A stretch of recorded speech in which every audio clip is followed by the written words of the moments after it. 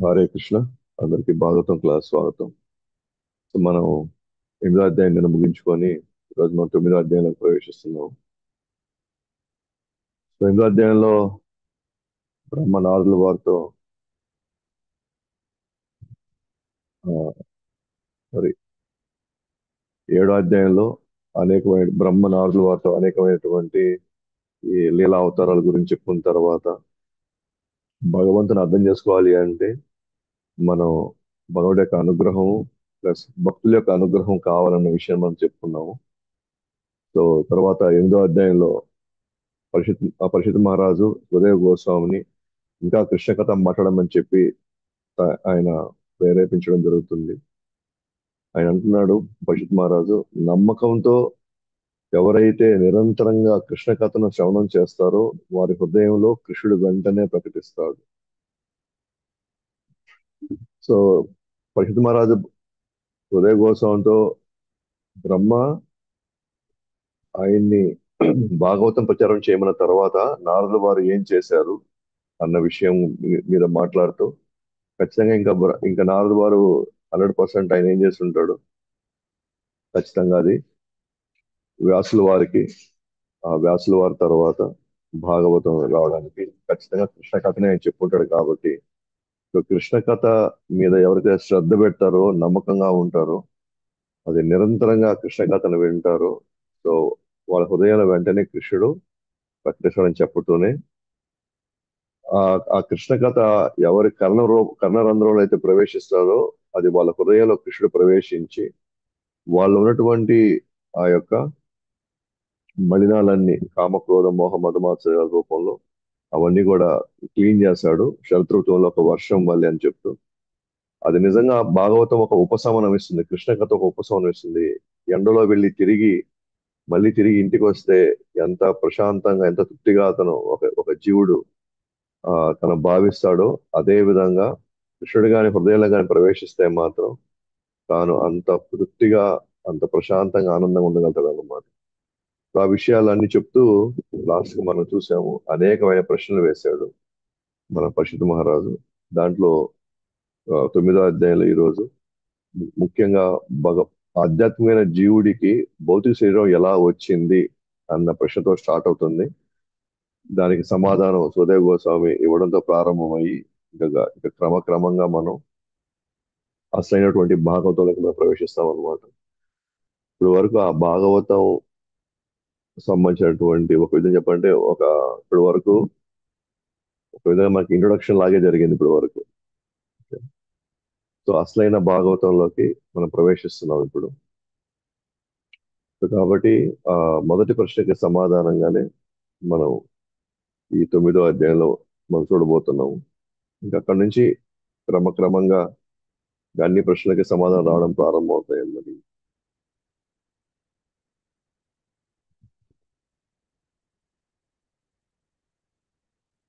So ఆధ్యాత్మిక జీవులకు భౌతిక శరీరం ఎలా వచ్చింది అంటే, జీవుడు ఆధ్యాత్మిక వ్యక్తి అంటే ఒక విధంగా సచ్చిదానంద స్వరూపం, ఒక దివ్య స్వరూపం అది.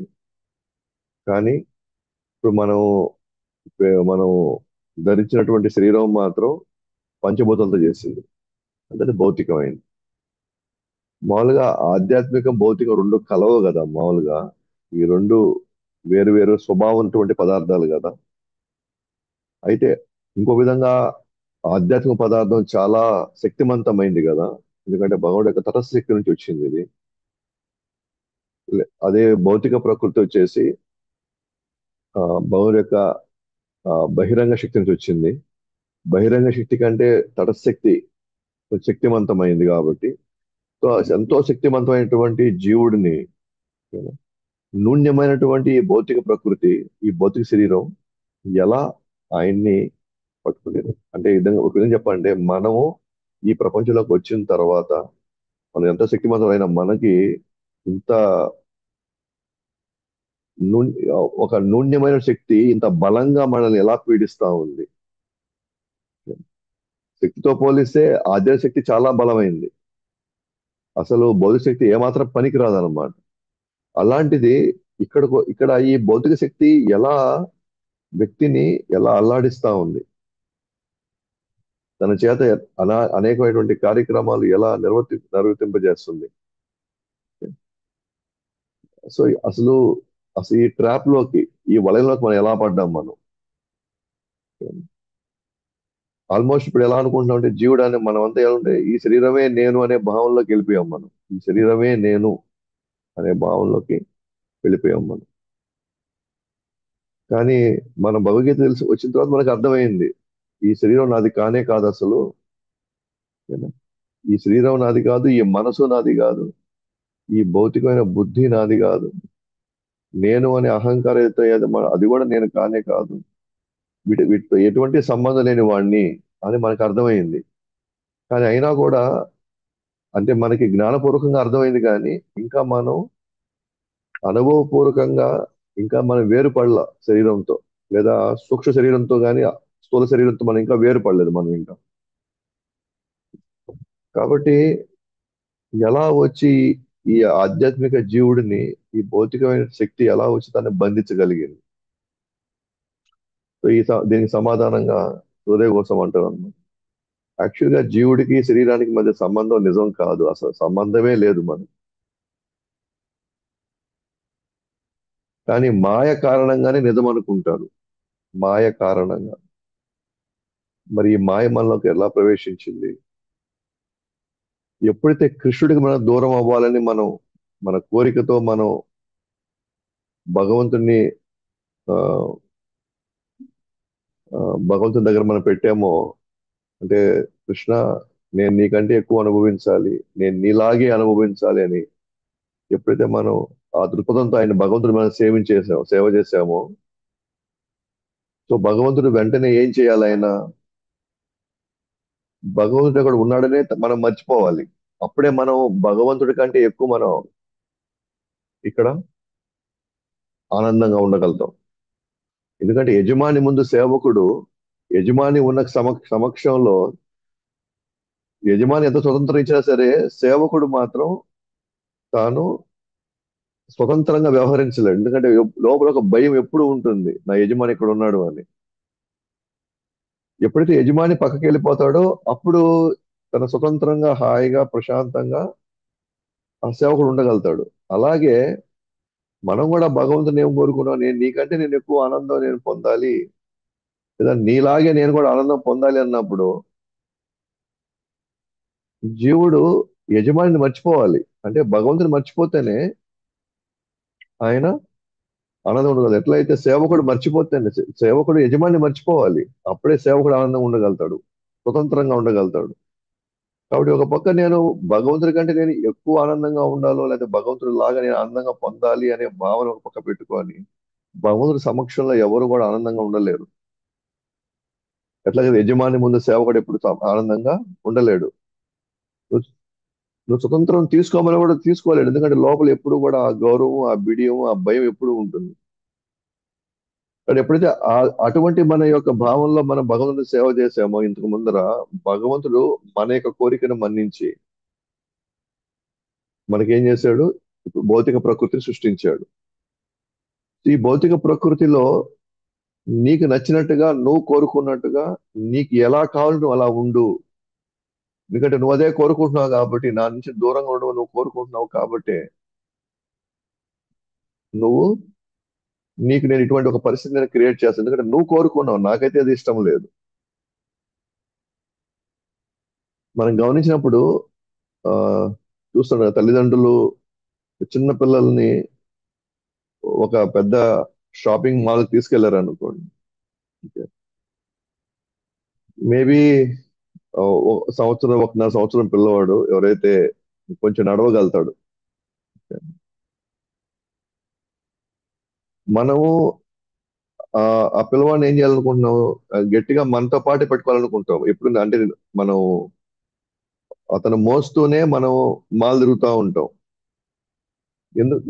అయితే ఆ పిల్లవాడికి ఎలా అనిపిస్తుంది అంటే, నేను దిగి నడవాలి ఇక్కడ, చాలా బాగున్నాయి చూడడానికి, అన్ని చాలా బాగున్నాయి, అంత కలర్ కలర్ గా ఉన్నాయి, శబ్దాలు వస్తున్నాయి, బాగుందని బాగున్నా అతను మనం ఎదిరించుకుంటూ ఉంటాడు అనమాట, నేను దిగి నడవాలి అని. కానీ మనకి భయం వేస్తుంది. ఎందుకంటే మళ్ళీ తప్పిపోతే మళ్ళీ ఆ పెద్ద మాల్లో మనం ఎక్కడైనా వెతకాలి అని చెప్పేసి మనం ఏం చేస్తుంటాము, తనకి ఏది కాకూడదు, తను ఎక్కడ తప్పిపోతే మళ్ళీ ఎవరి కంటిలోన పడలేదు, ఎవరి యొక్క ఆధీనంలోకి వెళ్ళిపోతే తన యొక్క భవిష్యత్తు చాలా అంధకారంగా ఉంటుందని చెప్పేసి తల్లిదండ్రులు ఏం చేస్తారు, వీళ్ళంత వరకు గట్టిగా పట్టుకుంటారు. కానీ పిల్లవాడు ఎదిలించుకుంటుంటాడు. సో ఆ పిల్లవాడికి ఎలా అనిపిస్తుంది అని అంటే, నాకు నన్ను వదిలేయవచ్చు కదా, నన్ను వదిలేయవచ్చు కదా స్వతంత్రంగా అనే భావనలో పిల్లవాడు ఉంటాడు. కానీ తల్లిదండ్రులు ఏ భావనలో ఉన్నాడు, వదిలితే నీ పరిస్థితి, నీ భవిష్యత్తు ఏ స్థాయిలో ఆ, ఇబ్బందికర పరిస్థితిలోకి వెళ్తామో అనే భావంతో యాక్చువల్లీ ప్రేమతో కట్టిపడేస్తున్నారు, ప్రేమతో. కానీ ఆ ప్రేమ ఆ పిల్లవాడికి ఎలా ఉందంటే ఒక బంధకారకంగా కనిపిస్తుంది. ఇదే విధంగానే మనం భగవంతు దగ్గర ఉన్నప్పుడు, భగవంతుడు మన యొక్క బాగోగులన్నీ చూసుకుంటూ అన్ని సరి చేస్తున్నప్పుడు, మనకి ఆయన ఇచ్చేటువంటి ఆ ప్రేమను మనకి ఒక బంధకారకంలా కనిపించి, నేను కూడా స్వతంత్రంగా ఉండాలి అనే భావనలో ఉన్నాం అనమాట. ఇన్ఫాక్ట్ సేమ్ ప్రిన్సిపల్ ఇప్పుడు కూడా పెద్ద పెద్ద కుటుంబాలని చిన్న చిన్న కుటుంబాలు అయ్యి, ఇప్పుడు చిన్న చిన్న కుటుంబాల్లో మనం ఏ విధంగా అయితే మనం ఇబ్బందులు పడుతున్నామో, సేమ్ ఇదే మెంటాలిటీ అన్నమాట మనది. ఓకేనా? సో భగవంతుడు దూరం అయ్యి ఒంటరిగా ఇక్కడ మనము అనేక రూపాల్లో, అనేక సంబంధాల్లో తిరిగి తిరిగి తిరిగి తిరిగి తిరిగి ఆ, మనం ఒక విధంగా నిస్పృహలోకి, నిస్సాయిస్థితిలోకి వెళ్తున్నాం.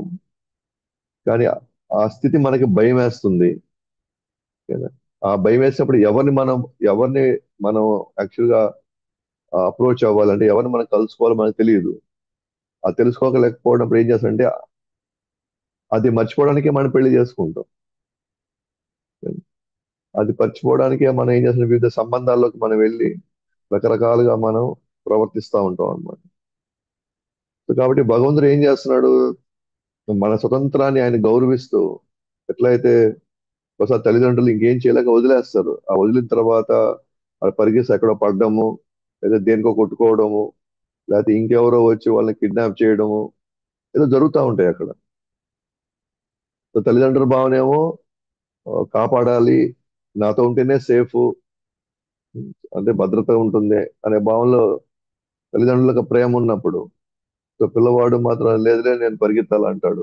అలాగే భగవంతుడు కూడా మనల్ని ఎంతోసేపు ఉండండి ఇక్కడే, ఏం కాదు, ఇక్కడ హ్యాపీగా ఉంటారు, ఇక్కడ ఉంటే లేదు లేదు నేను పోవాల్సిందే అన్నారు.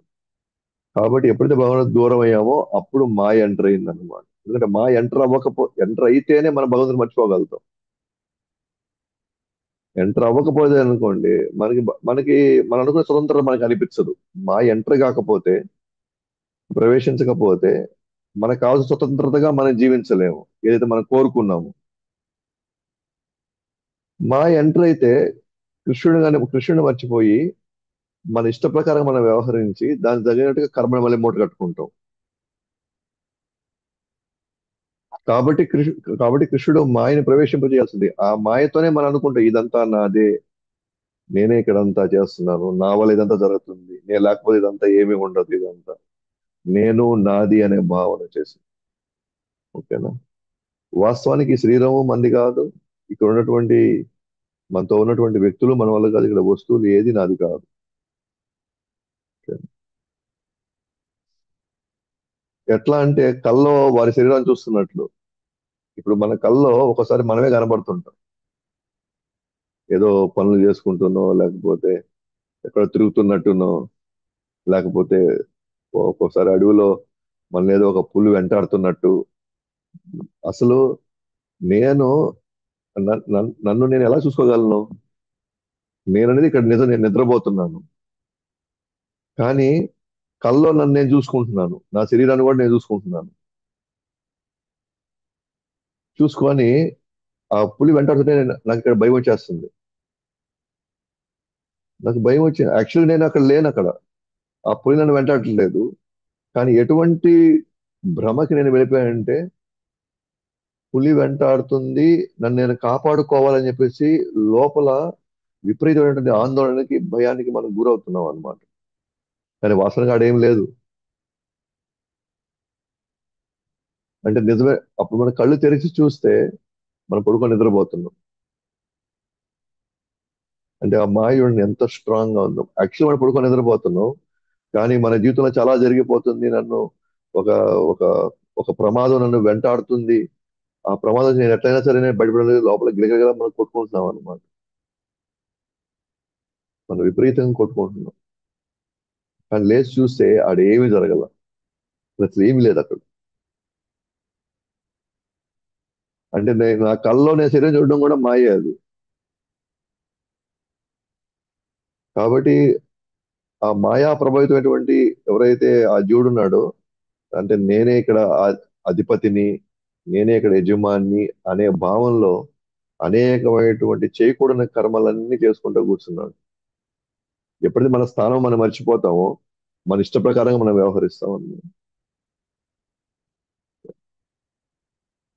ఇప్పుడు మాయ పట్టుకోవడం అంటే ఒక విధంగా చెప్పాలంటే ఒక వ్యక్తిని దెయ్యం పట్టుకున్నట్టే.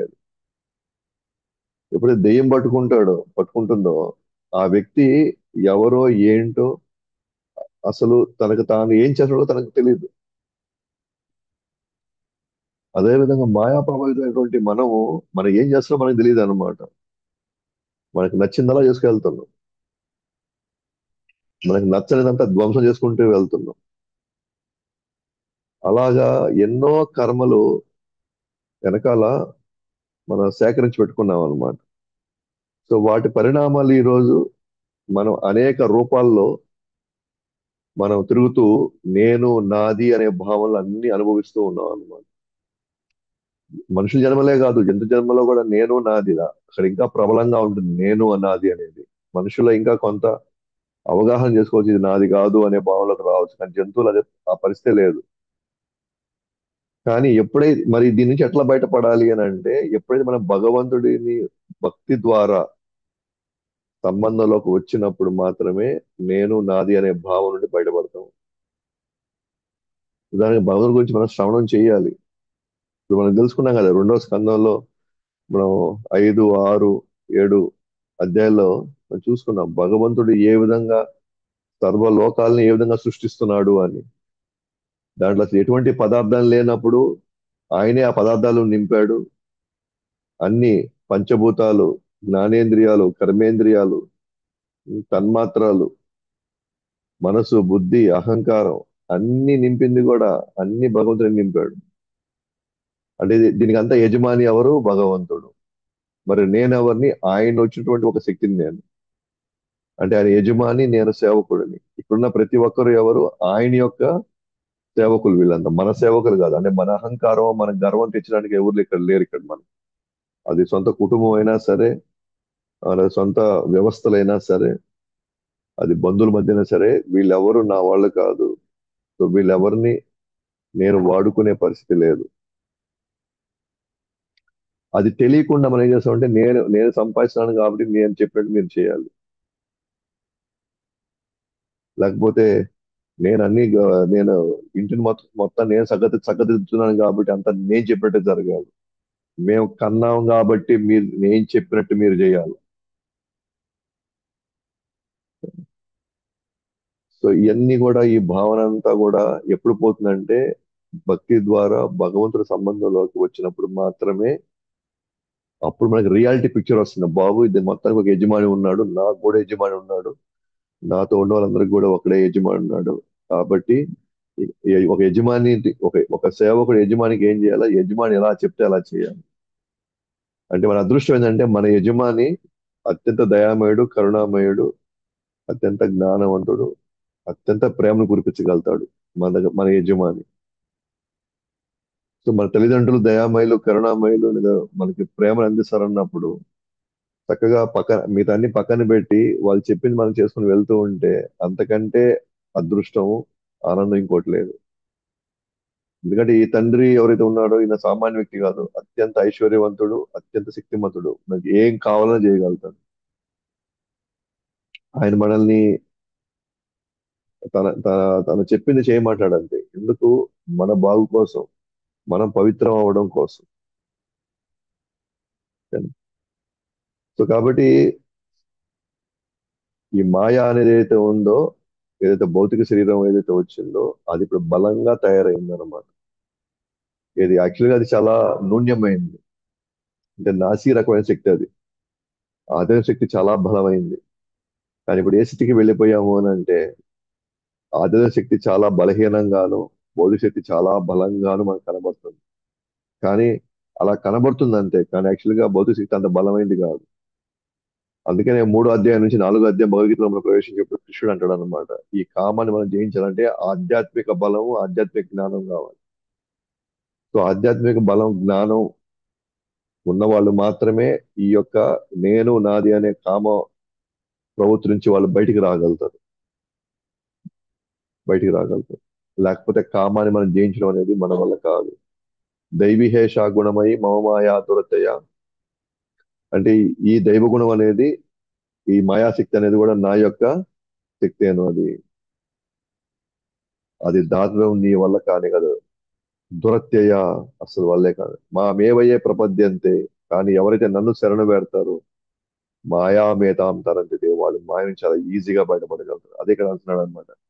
భక్తితో భగవంతుడితో ఎవరితో సంబంధం పెట్టుకుంటారో వాళ్ళు నేను, నాది అనే భావన నుంచి వాళ్ళు బయటికి రాగలుగుతారు.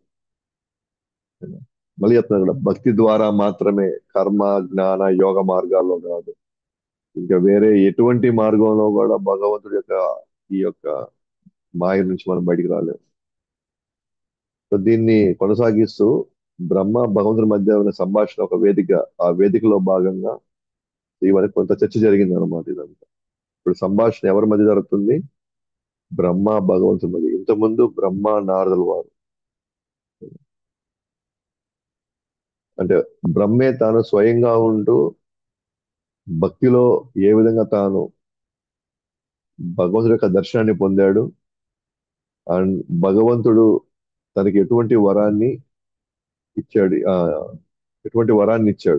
బ్రహ్మ ఏమని కోరుకున్నాడు, భగవంతుడు ఎటువంటి వరాన్ని ఇచ్చాడు చూడడం. అంటే ఈ మాయ నుంచి బయటపడాలి అని అంటే బ్రహ్మ ఏమని చెప్తున్నాడు, ఎలా మనం భగవంతుని వేడుకోవాలి ఈ మాయ నుంచి పడాలంటే, ఆయన్ని ఏ విధంగా మనం తృప్తిపరచాలి. సో ఏ విధంగా తృప్తిపరిస్తే భగవంతుడు దర్శనమిస్తాడు, లేదా భగవంతుడు తృప్తి పడతాడు. అండ్ భగవంతుడు తృప్తి పడితే మనకి ఏ వరమైనా కోరుకోమని ఆయన అవకాశం ఇవ్వచ్చు, లేదా మనకి ఎటువంటి కష్టం రానికుండా కూడా ఆయన చేయొచ్చు. సో కాబట్టి మనం అర్థం చేసుకోవాల్సింది ఏంటి అని అంటే, బ్రహ్మ తాను కూడా స్వయంగా భగవంతుడు భగవంతుడు చెప్పినటువంటి ఆదేశాన్ని పాటిస్తూ, బ్రహ్మ కూడా భగవంతుని తృప్తి పరిస్తేనే బ్రహ్మ కూడా మాయ నుంచి బయటికి రాగలుగుతాడు. లేకపోతే బ్రహ్మను కూడా మాయ కమ్మేస్తుంది. ఎందుకంటే బ్రహ్మ జీవతత్వమే. సో బ్రహ్మను కూడా మాయ మొత్తం కమ్మేయచ్చు. సో బ్రహ్మనే మాయని కమ్మేస్తున్నప్పుడు మళ్ళాంటి వాళ్ళ పరిస్థితి ఏంటి? కాకపోతే బ్రహ్మ ఆ మాయ నుంచి బయటపడడానికి తాను భగవంతుడి యొక్క ఆదేశాలని పాటించాడు అనమాట. 4 తలకాయలు ఉన్నాయి. ఒళ్ళంతా తెలివితేటలు తయారు చేయబడింది, బుద్ధితో తయారు చేయబడిన శరీరం అది. సో అటువంటి బ్రహ్మ కూడా మాయకు గురయ్యేదానికి అవకాశం ఉంది. అండ్ ఆ మాయ నుంచి బయటపడడానికి బ్రహ్మ వేడుకుంటాడు భగవంతుడు, దయచేసి నిరంతరం ఈ మాయ కమ్మకుండా చూడు స్వామి. నేను మాయ నాయన కమ్ముకోకుండా ఉండాలంటే నేను ఏం చేయాలి? సో చూద్దాం ఇది. బ్రహ్మ భక్తి యోగంతో కూడిన తపస్సును మెచ్చి భగవంతుడు ఆయన శాశ్వత దివ్య రూపంలో దర్శనమిచ్చాడు. బ్రహ్మ చాలా తపస్సు చేశాడు, భక్తితో కూడుకున్న తపస్సు. అది మెచ్చిన భగవంతుడు ఏం చేశాడు, వెంటనే దర్శనమిచ్చాడు. స్టార్టింగ్ లో బ్రహ్మ భగవంతుడి దర్శనం కోసం ఆయన వెంపర్లాడతాడు అనమాట. కానీ వెంటనే ఇవ్వాల, ఖచ్చితంగా అతను తపస్సు చేయాల్సి వచ్చింది. అంటే భగవంతుడి ఆదేశం మేరకు తాను తన సాధన చేయాల్సి వచ్చింది. ఎవరు ఇక్కడ సాధన చేయకుండా ఎవరు భగవంతుని దర్శనం చేసుకోలేరు. ఓకేనా? ఇది మనం బాగా గుర్తుపెట్టుకోవాలన్నమాట. సాధన లేకుండా, సేవ లేకుండా ఎవరు భగవంతుని దర్శించుకునే ప్రసక్తే లేదు.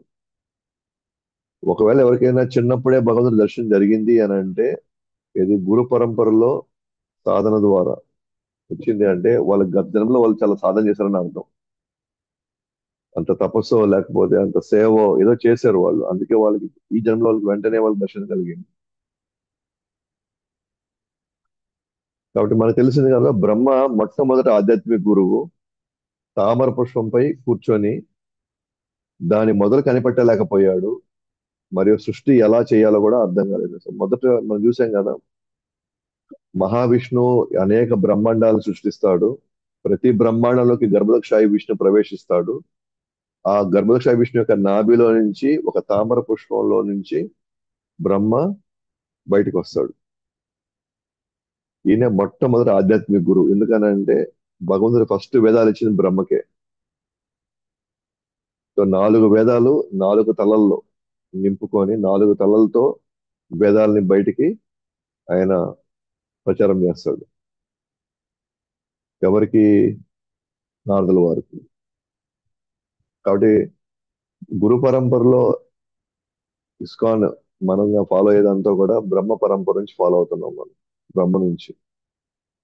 అయితే ఎప్పుడైతే ఆయన బయటకు వచ్చాడో బ్రహ్మ చుట్టూ చూశాడు అన్నమాట. చుట్టూ చూస్తే ఎక్కడ కూడా అంతా అంధకారం ఉంది. అసలు తాను ఎక్కడ కూర్చున్నో తనకి తెలియదు. అసలు ఎవరి నుంచి ఆయన బయటకు వచ్చాడో తెలియట్లేదు. ఆ యొక్క ఆ యొక్క పుష్పం అంతా పోయి కిందకి వెళ్ళి చూశాడు అనమాట మళ్ళీ. ఎక్కడ మొదలుందని కనిపెట్టడానికి ప్రయత్నించాడు. కానీ మొదలు ఎక్కడ కనబడట్లే. పోనీ అతను ఎందుకు వచ్చాడు, ఎందుకు ఆయన జన్మించాడో ఆయనకే తెలియదు. అంటే అది సృష్టి ఎలా చేయాలో కూడా ఆయనకి ఏం అర్థం కాల అసలు. సృష్టి అర్థం కాల ఆయనకి. అంటే ఏం చేయాలో కూడా అంటే ఆ ఫుల్ అంధకారంగా ఉంది. కూర్చో ఉన్నాడు. ఎవరు చూసాడో తెలియదు. అంటే ఎవరు అక్కడ ఎవరు కనబడట్లేదు. ఆ, తను చేయవలసిన కార్యం కూడా తనకి ఆయనకి ఎవరు ఏం చెప్పలేదు. అట్లా కొంత సమయం ఆయన తిరిగి తిరిగి అన్ని రకాలుగా చూశాడు. కాండం లోపలికి వెళ్ళాడు. మొదలు ఎక్కడ ఉందా, ఎవరి నుంచి నేను వచ్చానంటే ఎవరిని వచ్చాను, ఏం అర్థం కాదు ఆయన. ఆ సమయంలో ఒక శబ్దం వినిపించింది. తప తప అని. ఆ సమయంలో బ్రహ్మకు ఒక శబ్దం వినిపించింది. తప తప అని. ఆ శబ్దం వినిన తర్వాత తపస్సు చేయడం ప్రారంభించాడు. ఇప్పుడు చూడండి, తప అనే పదం వాడాడు. పదం మాత్రమే వినిపించింది. కానీ తపస్సు చేశాడు. తప అంటే తపస్సు చేయాలని వాళ్ళకి ఎవరు చెప్పారు? తపస్సు అంటే ఇలా కూర్చొని చేయాలి, ఈ భావంతో చేయాలి అని ఎవరు చెప్పారు? లోపల ఉన్న పరమాత్ముడు తనకి ప్రేరేపించాడు అన్నమాట. తపస్సు ఎలా చేయాలని ఆ జ్ఞానం ఆయన ఇస్తాడు. కృష్ణుడు అంటారు కదా, భగవద్గీత 15:15లో, సర్వసచాహం హృది సన్నివిష్టో మత్త స్మృతి జ్ఞానం అపోహనం చ. జ్ఞానము, స్మృతి, తర్వాత మరుపు అన్ని నేనే ఇస్తాను అంటాడు భగవంతుడు పరమాత్మ రూపంలో. అంటే ఆ తపస్సు ఎలా చేయాలో దాని విధి విధానాలన్నీ కూడా భగవంతుడి జ్ఞానం రూపంలో ఇచ్చాడు. ఎందుకంటే భగవంతుడు అనుగ్రహిస్తే భగవంతుడు ఎప్పుడైనా జ్ఞానం ఇవ్వగలరు, ఎప్పుడైనా జ్ఞానం లాక్కోగలుగుతాడు.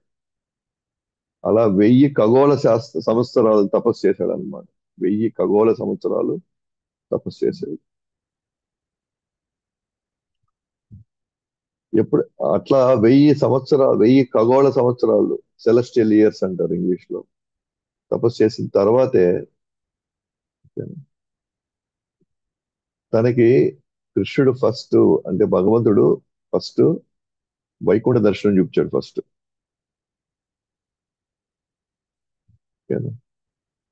అంటే ఆ వైకుంఠ వాతావరణం ఫస్ట్ తనకు కనిపించింది అనమాట. అది ఒక అత్యున్నతమైనటువంటి లోకం అది. అక్కడెక్కడ లోభ మోహ భయాలు ఏవి ఉండనటువంటి లోకం. గుణ గాని మాయ గాని లేకపోతే కాల ప్రభావం ఉండనటువంటి ఒక లోకం అది. భగవంతుడు మాత్రమే అక్కడ ఆరాధ్యుడు. భగవంతుడిని మాత్రమే అందరూ పూజిస్తారు అక్కడ.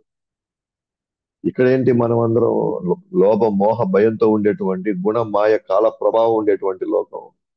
ఇక్కడ ఎవరికి వాళ్ళు భగవంతుడు అనే భావంలో, అందరూ మనల్ని పూజించాలనే భావంలో ఉంటారు ఇక్కడ.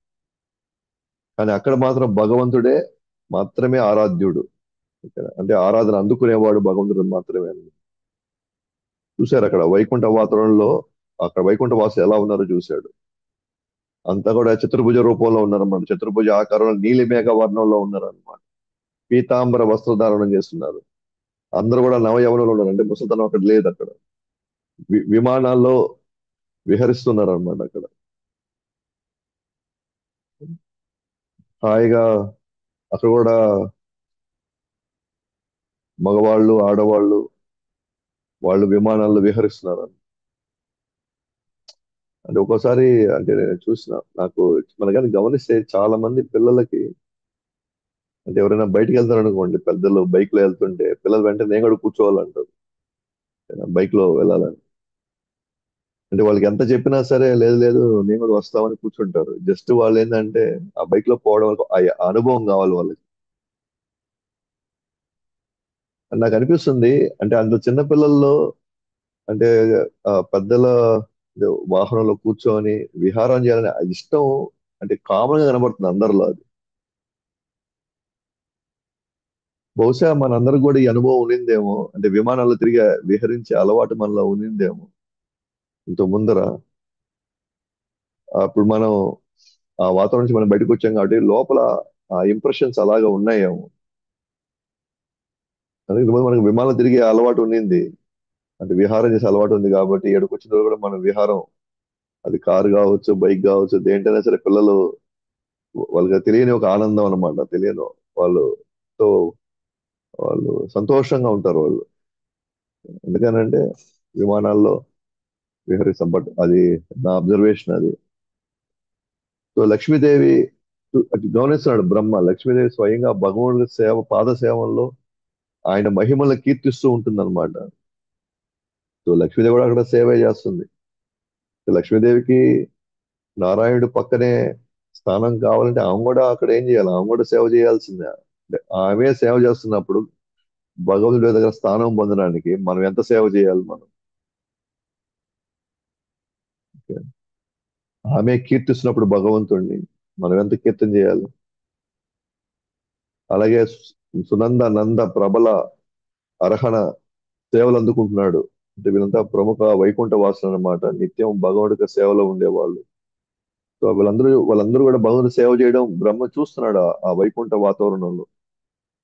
ఆయన యొక్క సౌందర్యం అయితే ఉందో కృష్ణుడి యొక్క సౌందర్యం అయితే అంగాంగ వర్ణన ఆకర్షణ మరి మత్తెక్కిస్తా ఉందన్నమాట. ఒక్కొక్క అంగాన్ని వర్ణిస్తా ఉంటే దాన్ని అది దర్శనం చేసుకుంటా ఉంటే ఆ రూపాన్ని చూస్తా ఉంటే మత్తెక్కిస్తుందంట ఆకర్షణ కలుగుతుందంట బ్రహ్మకి. ఆయన కూర్చున్న సింహాసనం అన్ని వైపులా శక్తులతో చుట్టుముట్టి ఉన్నాడు. భగవంతుడు ఒక సింహాసనం మీద కూర్చున్నాడు. చుట్టూ శక్తులు ఉన్నాయన్నమాట. ఏంటది? ప్రకృతి పురుష మహతత్వ అహంకార.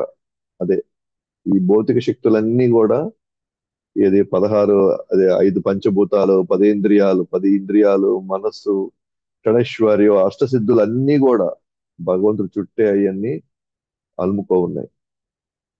సింహాసనం చుట్టూ అన్ని వైపులు ఉన్నాయి.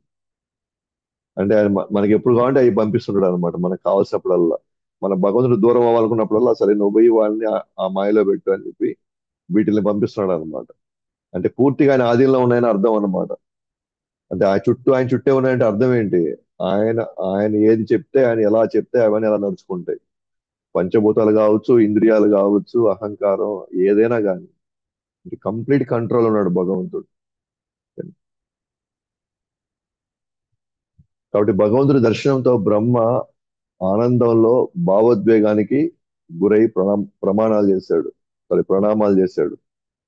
మనం చూస్తాం చూడండి. అంటే ఈ తర్వాత కాబట్టి ఈ విధంగా ఆయన వైకుంఠ వాతావరణం చూశాడు. వైకుంఠంలో భగవంతుని కూడా ఆయన దర్శించుకున్నాడు అన్నమాట. సో ఇవన్నీ చూసిన తర్వాత ఆయన భావోద్వేగానికి గురయ్యాడు అనమాట. ఆయన భావోద్వేగానికి గురయ్యాడు. అంటే తన అదృష్టాన్ని తను అనుకున్నాడు నేను ఎంత అదృష్టవంతుణ్ణి. భగవంతుడు ఎంత దయామయుడు కాకపోతే నాకు ఇంత గొప్ప వైకుంఠ వాతావరణాన్ని ఆయన రూపాన్ని నాకు దర్శనం ఇచ్చాడు. సో అంటే తను అనుకుంటున్నాడు నేనేం చేశానని భగవంతుడు నాకు ఇటువంటి ఒక అవకాశం నాకు ఇచ్చాడు అని చెప్పి తనలో తాను భావోద్వేగానికి గురవుతున్నాడు. కన్నీళ్ళు కన్నీళ్ళు ఆనంద బాష్పాలు వస్తా ఉన్నాయి. రోమాంచితం అవుతా ఉంది. తన శరీరం అంతా కూడా ప్రణామాలు చేశాడు అనమాట. సో ఇవన్నీ అయిన తర్వాత ఎప్పుడైతే బ్రహ్మ దర్శనం చేసుకున్నాడో భగవంతుడు స్వయంగా ఏమన్నాడంటే బ్రహ్మని దయచేసి నువ్వు ఏదైనా వరం ఉంటే నువ్వు కోరుకో, ఏదైనా వరాలు ఉంటే నువ్వు కోరుకో అని అడిగాడు భగవంతుడు. ఎందుకని?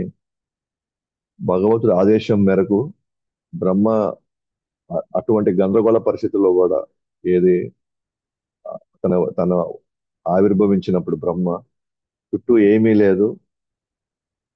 ఏం చేయాలో తెలియదు, అతను ఎందుకు వచ్చాడో తెలియదు, అసలు అతను ఎవరు సృష్టించాడో తెలియదు. అటువంటి భయంకరమైనటువంటి ఆందోళన స్థితిలో తపా తపా అనే శబ్దం రావడంతో ఓకేనా, భగవంతుడి యొక్క ప్రేరణ, తపస్సు తాను ఎంతో కాలం తపస్సు చేశాడు. భగవంతుడి ఆదేశాన్ని పాటించాడు కాబట్టి ఆ ఆదేశాన్ని పాటించినందుకు భగవంతుడు ఎంతో సంతోషపడ్డాడు. సంతోషపడి నీకు ఏమైనా కావాలంటే నువ్వు కోరుకో అని చెప్పి బ్రహ్మను కోరుకోమన్నాడు అనమాట. అయితే ఆ భగవంతుడు ఆ తపస్సుకి ఎంత ప్రియుడో, అంటే మన సాధన చేస్తే, మన సేవ చేస్తే ఆ విధంగా అన్ని తపస్సులు అవన్నీ కూడా అంటే మన అహంకారాన్ని పక్కన పెట్టి, మన యొక్క ఇష్టాయిష్టాలను పక్కన పెట్టి, మన కాలము, మన సమయము, మన తెలివితేటలు, మన శక్తి మొత్తం కూడా భగవంతుడు యొక్క ఆజ్ఞ మేరకు మన జీవితాన్ని గడపడం అంటే అది కూడా ఒక తపస్సే. అది మన ఇష్ట ప్రకారంగా చేయకుండా, మనకు తోచినట్టుగా చేయకుండా. అటు భగవంతుడు వాటితో తృప్తి పడినప్పుడు భగవంతుడు దర్శనం ఇవ్వడం పెద్ద కష్టమేం కాదు. అర్థం చేసుకోవాల్సింది ఏంటంటే మనం ఆ స్థాయిలో మనం తపస్సు చేయలేదు కావాలా, మన ఆ స్థాయిలో మన సేవ చేయలేదు కావాలా, మన సాధన ఆ స్థాయిలో లేదు కావాలా, అందుకే భగవంతుడు మనకి ఇంకా దర్శనం ఇవ్వలేదు అని. ఎందుకంటే మన సేవకు తృప్తి పడితే భగవంతుడు పెద్ద కష్టం కాదు వచ్చి మనకి దర్శనం ఇవ్వడం. సో అదంతా కూడా రేపు రేపు చూద్దాం మనం. సో భగవంతుడు బ్రహ్మని వరాలు కోరుకున్నప్పుడు బ్రహ్మ ఎటువంటి వరాలు కోరుకుంటాడు, సో అవన్నీ కూడా మనం రేపు చూడొచ్చు. నిజంగా బ్రహ్మ ఎటువంటి వరాలు కోరుకోవడం అనేది మనం గమనిస్తే మనం కూడా పరంపరలో భాగంగా ఆయన ఏం కోరుకున్నాడో